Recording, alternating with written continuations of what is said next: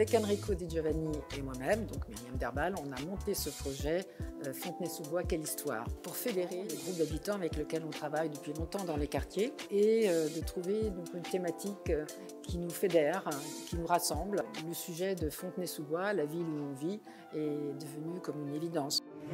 Réprimer ses envies, malgré son bon vouloir et son sourire aux lèvres, notre pauvre province attira les ennuis.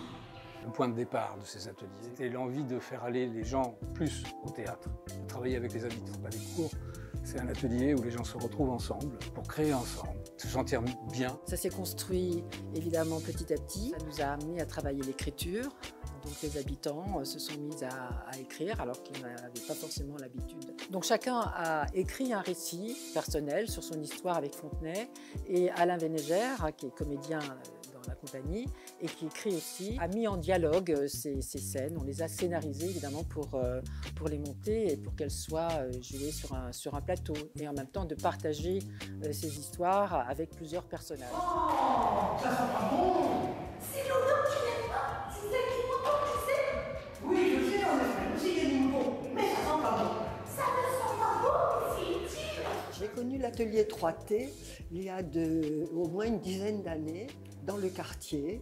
Et ce que j'appréciais, c'est le travail qu'ils faisaient avec les habitants, des gens même qui avaient de la difficulté à s'exprimer, etc. Tout le monde était accueilli et tout le monde pouvait participer. Une personne qui avait envie de faire du théâtre, elle pouvait participer à cet atelier. Mais ce projet particulier, ça raconte l'évolution de Fontenay. Ça me plaît parce que moi, je suis une vieille fontenaisienne. Et j'ai vu l'évolution de la vie. C'est une ville très fraternelle où il y a énormément de solidarité. Je suis en accord avec le fait de la mettre en valeur à travers cette pièce de théâtre. J'ai envie d'être comédien, amateur et de passer du bon temps. Ça se passe très bien au niveau de l'écoute, de l'interprétation. C'était intergénérationnel, c'est ce que je souhaitais aussi. Les gens de différents âges étaient ensemble et ça se passait très bien. Ils se sentent beaucoup plus rassurés quand il y a des professionnels avec eux.